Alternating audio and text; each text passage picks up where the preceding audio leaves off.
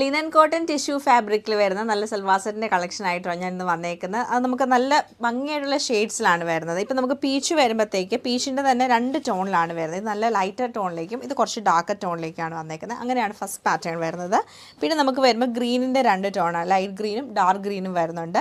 സാൻഡൂൺ സിൽക്കിൻ്റെ ബോട്ടവും ദുപ്പട്ട നമുക്ക് linen cotton tissue ഫാബ്രിക്കിൽ തന്നെ നല്ലൊരു വീവിങ് പാറ്റേണും കാന്താ വർക്കായിട്ടാണ് വരുന്നത്.